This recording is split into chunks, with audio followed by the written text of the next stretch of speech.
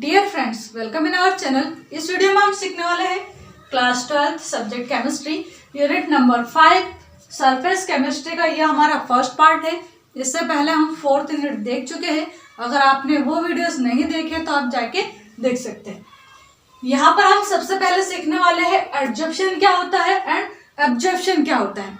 दोनों में देखिए कितना डिफरेंस है। अगर स्पेलिंग में देखें तो यहाँ पर डी है और यहाँ पर क्या है, बी है। ठीक है, और ये स्पेलिंग के चेंज होने से ही इनकी जो प्रोसेस है उसमें भी चेंज है। क्या चेंजेस है? अगर हम एडजॉर्प्शन देखेंगे, एडजॉर्प्शन क्या होता है, तो एडजॉर्प्शन में क्या होता है, जैसे हमने मान लीजिए कोई सॉलिड पार्टिकल है हमारे पास और उसको हमने एक कलर के कंटेनर में डिप कर दिया, तो क्या होगा, जो कलर है वो इसके आसपास सरफेस पर यहाँ आके अटैच हो जाएगा। ठीक है, तो ये जो प्रोसेस है इसे ही हम कहेंगे क्या हो रहा है, यहाँ पर एडजॉर्प्शन हो रहा है। जब कोई भी सब्सटेंस किसी सब्सटेंस के ऊपर आसपास जाकर यहाँ पर सरफेस पर चिपकता है तो इससे कहा जाता है कि ये क्या हो रहा है, यहाँ पर एडजॉर्प्शन हो रहा है। ठीक है, दूसरा देखते हैं हम एब्जॉर्प्शन क्या है। एब्जॉर्प्शन में क्या होता है कि कोई भी एक सब्सटेंस जो है वो दूसरे सब्सटेंस को अपने अंदर तक एब्जॉर्ब कर लेता है। जैसे फॉर एग्जांपल अगर हम एक स्पंज का टुकड़ा ले और उसको पानी में डिप करें तो क्या होगा, जो स्पंज है उसके अंदर पानी अंदर तक चला जाएगा। यानी कि यहाँ पर क्या हो रहा है, एब्जॉर्प्शन हो रहा है। यानी कि जो स्पंज का टुकड़ा है वो लिक्विड को अपने अंदर तक एब्जॉर्ब कर रहा है। ठीक है, तो ये क्या हो गया, एब्जॉर्प्शन हो गया। डिफरेंस समझ में आया आपको? एब्जॉर्प्शन में क्या होता है, केवल कोई भी सब्सटेंस जो है वो सरफेस पर आके ही अटैच होता है, जबकि एब्जॉर्प्शन में कोई सब्सटेंस किसी सब्सटेंस के अंदर तक एंटर कर जाता है। ठीक है, तो इसे हम कहते हैं एब्जॉर्प्शन। यहाँ पर पूरे ये जो यहाँ पर सब्सटेंस है इसके अंदर तक यहाँ पर लिक्विड चला जाता है, तो ये क्या है, एब्जॉर्प्शन है। इसके अलावा नेक्स्ट टॉपिक हम यहाँ पर देखते हैं कोलाइड सॉल्यूशन क्या होता है। तो कोलाइड सॉल्यूशन क्या है, ये एक टाइप का हेट्रोजीनियस सॉल्यूशन होता है। यानी कि इसके अंदर जो सॉल्यूट के पार्टिकल्स होते हैं वो इस टाइप से डिस्ट्रीब्यूट होते हैं।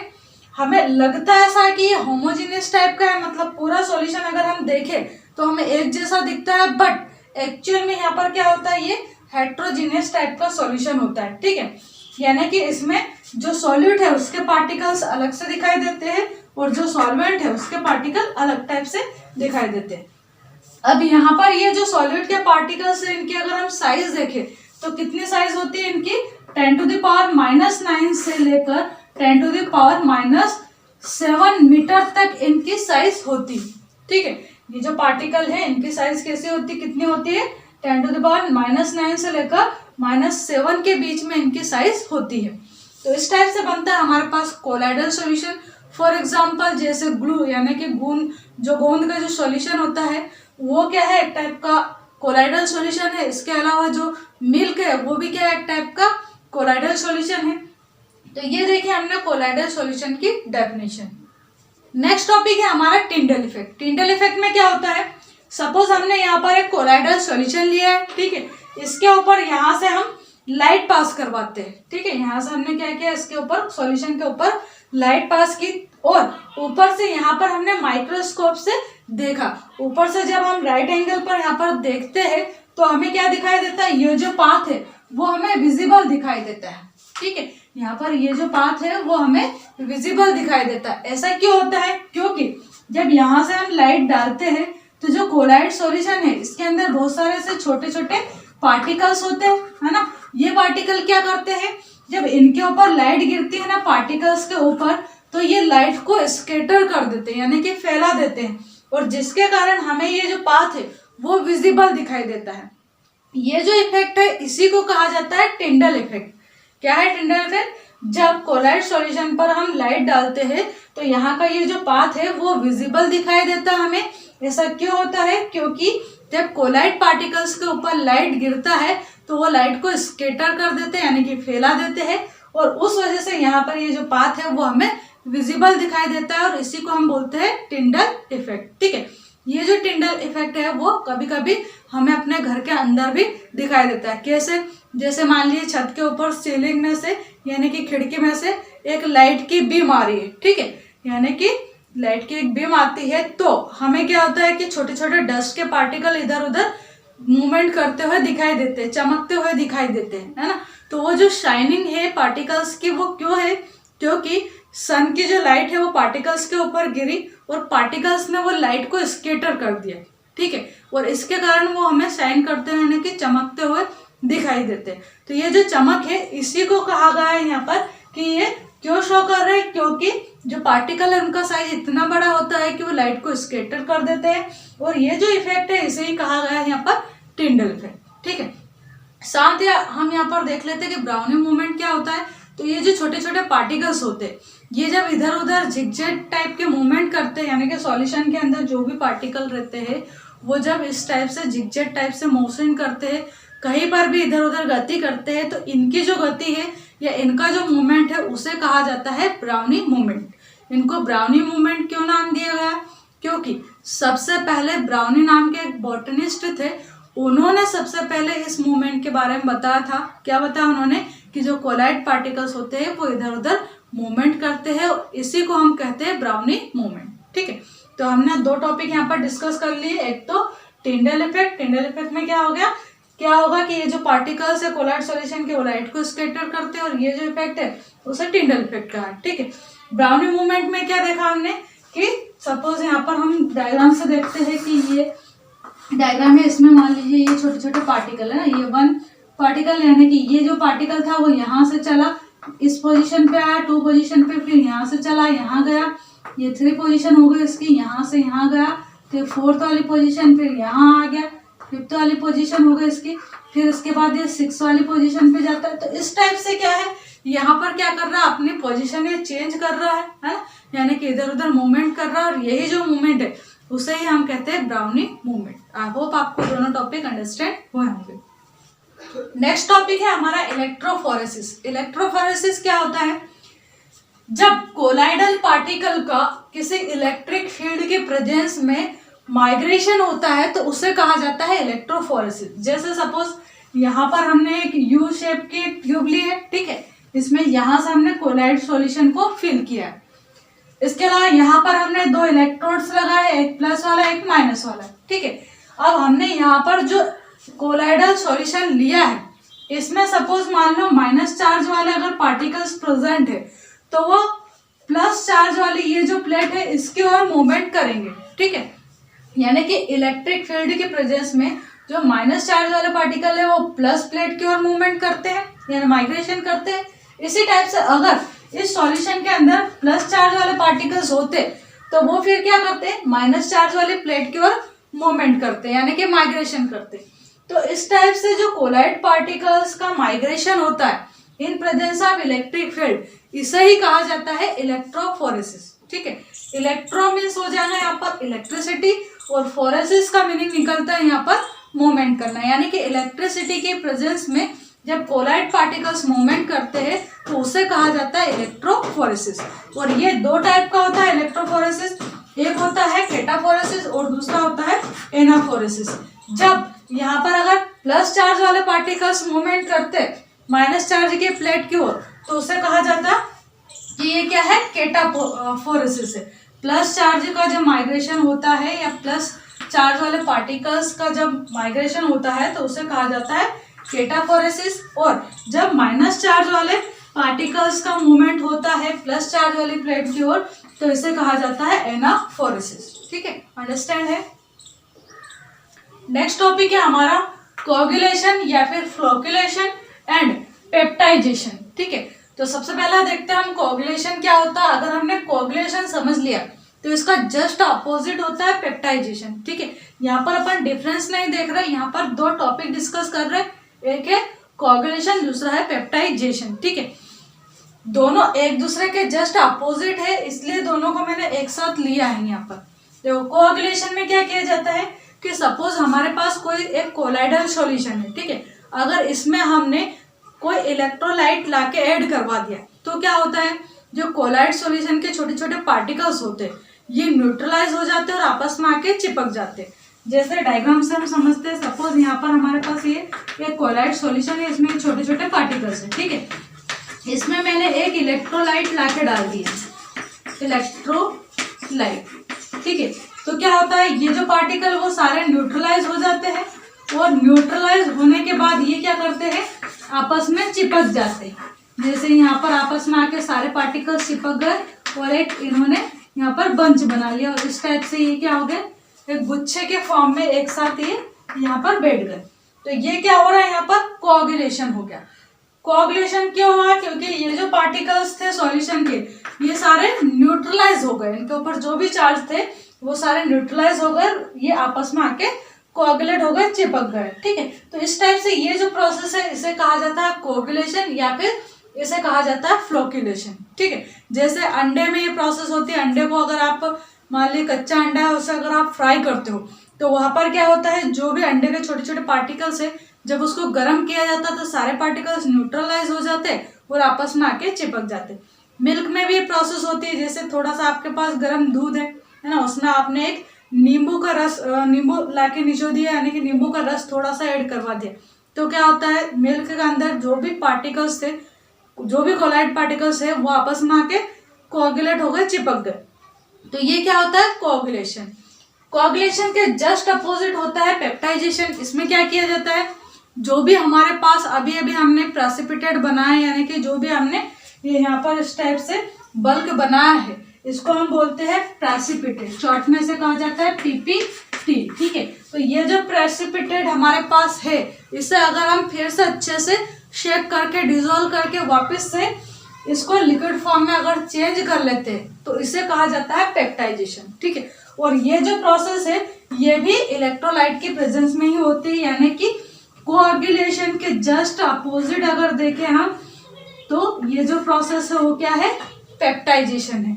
यानी कि हमारे पास जो कोआगुलेटेड पार्टिकल्स थे इनको अगर हम वापस से सॉल्यूशन में चेंज कर दे तो इस प्रोसेस को कहा जाता है पेप्टाइजेशन। ठीक है, और ये जो प्रोसेस है ये भी किसी न किसी इलेक्ट्रोलाइट की प्रेजेंस में की जाती है। यहाँ पर जो इलेक्ट्रोलाइट लिया जाता है उस इलेक्ट्रोलाइट के ऊपर सारे जो चार्जेस होते हैं वो कॉमन चार्जेस होते हैं, मीन्स एक ही टाइप के चार्जेस होते हैं, या तो सारे प्लस प्लस चार्ज होंगे या सारे माइनस माइनस चार्ज होंगे। तो इस टाइप से हमने यहाँ पर डिस्कस किया फ्लोक्यूलेशन, कोआगुलेशन एंड पेप्टाइजेशन। ठीक है, ये दोनों प्रोसेस एक दूसरे के जस्ट अपोजिट है। आई होप आपको ये दोनों टॉपिक अंडरस्टैंड हुए होंगे। और नेक्स्ट टॉपिक इज हार्डी-सुल्जे रूल। हार्डी-सुल्जे का रूल क्या होता है ये देखते हैं। जो हार्डी एंड सुल्जे नाम के दो साइंटिस्ट थे उन्होंने कोआगुलेशन से रिलेटेड एक रूल दिया था, उसे कहा जाता है हार्डी-सुल्जे का रूल। क्या कहा था इन्होंने क्या कहा कि सपोज आपके पास कोई भी एक आयन है तो इसकी जो कोआगुलेशन की पावर है, किसी भी आयन की जो कोआगुलेशन पावर है वो इंक्रीज होती है।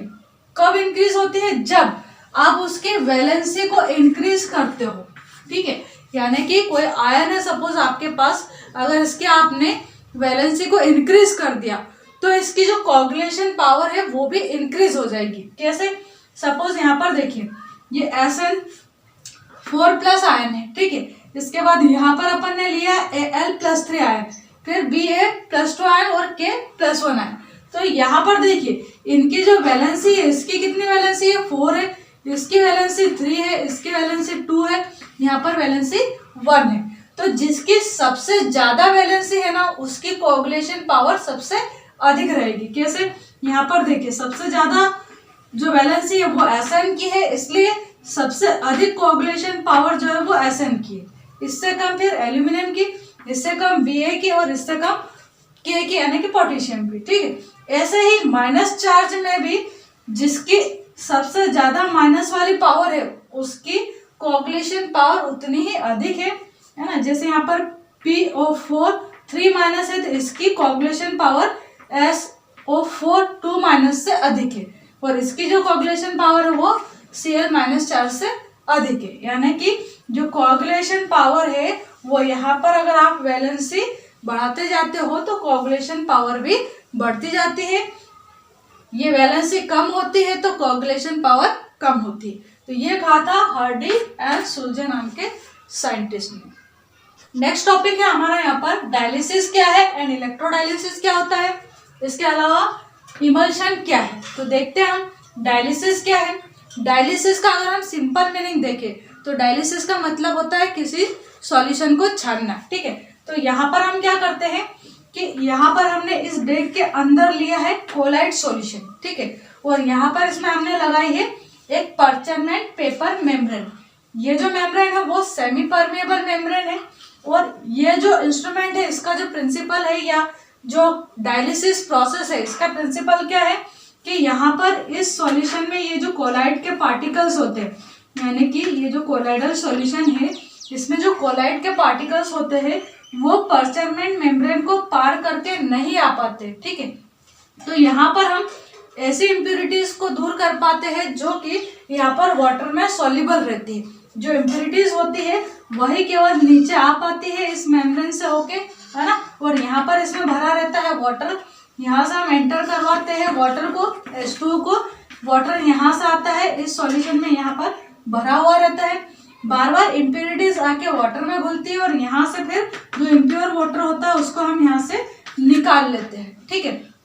जो कोलाइड पार्टिकल्स होते हैं वो पार्चमेंट मेम्ब्रेन को पार करके नहीं आ पाते, इसलिए यहाँ पर इस बैग के अंदर ही वो पार्टिकल्स रह जाते हैं, और फिर हम बैग को अलग निकाल के इस टाइप से हम कोलाइड सॉल्यूशन को प्योरीफाई कर पाते हैं, ठीक है।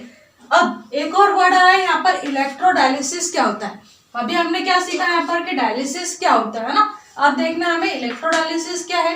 तो इलेक्ट्रोडायलिसिस में क्या करते हैं, यही प्रोसेस जब इलेक्ट्रिक करंट की प्रेजेंस में होती है तो उसे कहा जाता है इलेक्ट्रोडायलिसिस। कैसे, जैसे सपोज यहाँ पर आप दोनों साइड दो इलेक्ट्रोड लगा दो, है ना, एक इलेक्ट्रोड इस साइड और दूसरा इलेक्ट्रोड हमने इस साइड लगा दिया, ठीक है, और इसको इलेक्ट्रिक वायर से हमने अटैच करवा दिया। एक साइड यहाँ पर है प्लस चार्ज और एक साइड यहाँ पर है माइनस चार्ज वाला ये इलेक्ट्रोड।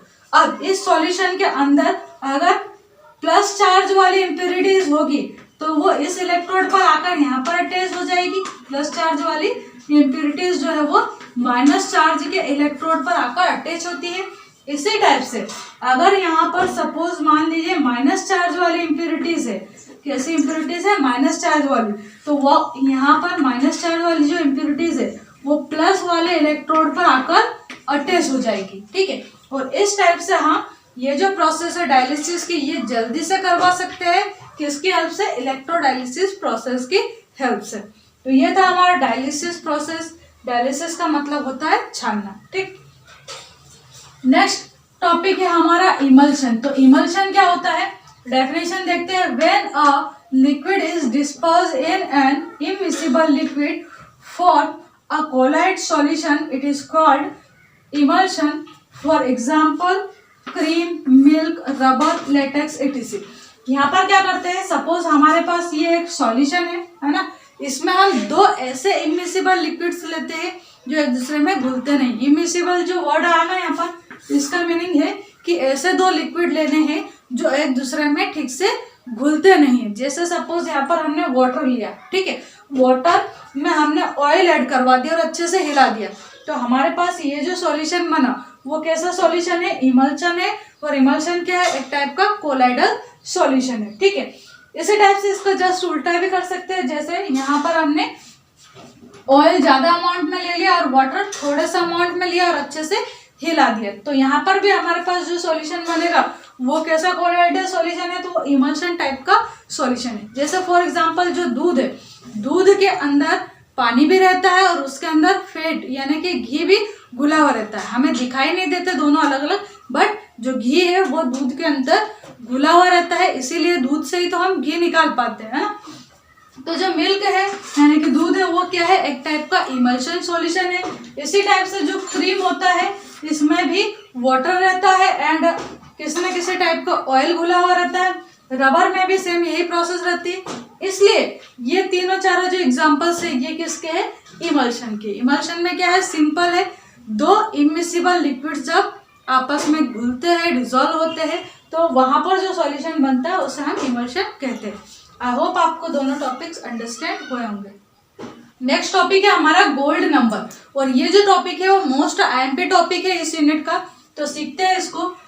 इसमें क्या कहा, डेफिनेशन में अगर देखें हम तो gold number is the number of milligram of a protective colloid which prevent the coagulation of 10 ml of a standard hydro gold solution by the addition of 1 ml of a 10% of sodium chloride solution. यहाँ पर जो definition है उसमें कुछ भी understand नहीं हो रहा है ठीक से, है ना, तो क्या करते हैं कि इसको डायग्राम की हेल्प से देखते हैं, उसके बाद फिर डेफिनेशन देखना आपको बहुत इजी वे में अच्छे से समझ में आ जाएगी। क्या कहा है यहाँ पर हमने, 10 ml का एक स्टैंडर्ड हाइड्रोजन गोल्ड का सॉल्यूशन लिया है। ये जो सॉल्यूशन है वो कितना है, 10 ml स्टैंडर्ड हाइड्रोजन गोल्ड का सॉल्यूशन है, यानी कि इसमें यहाँ पर वाटर है और वाटर के अंदर जो है वो छोटे छोटे गोल्ड के पार्टिकल्स डिसॉल्व है, ठीक है। अब ये जो सॉल्यूशन है वो हमारा कैसा सॉल्यूशन है, 10 ml अमाउंट में है, मतलब 10 ml में है और स्टैंडर्ड है, ठीक है, स्टैंडर्ड टाइप का सॉल्यूशन है ये।